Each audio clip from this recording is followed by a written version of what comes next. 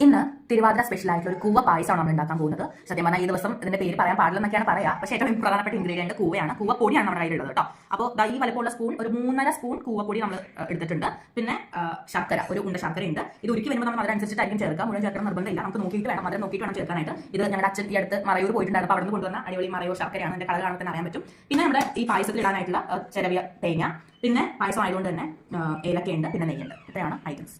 നമ്മൾ ഈ കൂവപ്പൊടി വെള്ളം ഒഴിച്ചിട്ട് കലക്കി എടുക്കണം. അതിലേക്ക് ആവശ്യമായിട്ടുള്ള വെള്ളം ഞാൻ ചേർക്കുകയാണ്. ഗ്ലാസ് എടുത്തിട്ട് നമ്മൾ കുറച്ചായിട്ട് കലക്കി, ഇത് ഇങ്ങനെ കെട്ടാതെ, ലംസ് കെട്ടാതെ വേണം ഇളക്കി എടുക്കാനായിട്ട്.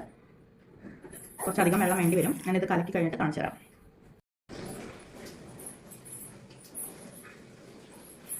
ഞാൻ അധികം കട്ട കെട്ടാതെ വെള്ളത്തിൽ നന്നായിട്ട് അലിയിപ്പിച്ചെടുത്തിട്ടുണ്ട്. പക്ഷേ ഇത്ര വെള്ളം പോരാ, നമുക്ക് ഇതിലൂടെ വലിയൊരു പാത്രത്തിൽ കുറച്ചുകൂടെ കലക്കണം. അത് ആ സമയമാകുമ്പോഴേക്കും ഞാൻ ഒന്നുകൂടെ കാണിച്ചു തരാം.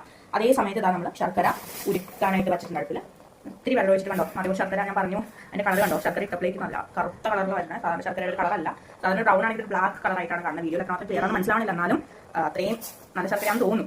അപ്പോൾ നമുക്കിനി ഇത് ഉരുക്കിയിട്ട് കാണാം. കൂവ ചെറിയ ബൗൾ കുറുക്കി ഞാനൊരു കപ്പിലേക്ക് മാറ്റിയിട്ടുണ്ട്. ഈ കപ്പ് ഏകദേശം 3/4 കപ്പോളം വെള്ളത്തിലേക്ക് ഞാൻ അത് അരിയിപ്പിച്ചിട്ടുണ്ട്.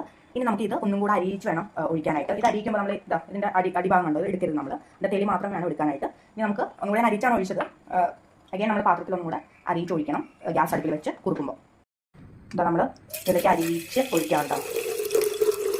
ഇത് അരിച്ച് ഒഴിച്ചാൽ നമ്മൾ പിന്നെ ഇളക്കിക്കൊണ്ടേ ഇരിക്കണം. അതിനുശേഷം ഞാൻ ശർക്കര കൂടെ ചേർക്കണം. ഇതിലേക്ക് ശർക്കര നമ്മൾ അരിച്ചാണ് ഒഴിക്കാനായിട്ട്. നല്ല മണ്ണൊക്കെ ഉണ്ടാവും, ശർക്കര അരിക്കാണ്ട് ഒരിക്കലും ഒഴിക്കരുത്. ഇനി നമ്മൾ കൈ വിടാതെ ഇളക്കിക്കൊണ്ടിരിക്കണം.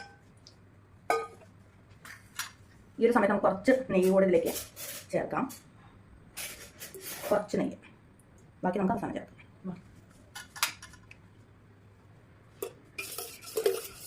ഏലക്കായുടെ ഉള്ളിലത്തെ ആ ഒരു മണി മാത്രം എടുത്തിട്ടാണ് ഇടുന്നത്. സാധാരണ പായസത്തിന് അത്ര ചോദന ആവശ്യമില്ല, അതുകൊണ്ട് കുറച്ചേ ചേർക്കുന്നുള്ളൂ. എനിക്ക് വീണ്ടും ഇളക്കാം. അപ്പോൾ ഞാൻ ഇളക്കുമ്പോൾ നേരത്തെ അത്ര ഈസി ആയിട്ട് കൈ മൂവ് ചെയ്യാനുള്ള, അതിനർത്ഥം കുറുകി വന്നിട്ടുണ്ടെന്നാണ്. ഇനിയും കുറുകും കേട്ടോ, നന്നായിട്ട് കുറുകണം. ഇങ്ങനെ കൈ വിടാതെ ഇളക്കിക്കൊണ്ടിരിക്കണം. ആ സമയത്ത് നമുക്ക് ഒരു ബാക്കിയുള്ള കുറച്ച് നെയ്യും കൂടെ ചേർക്കാം.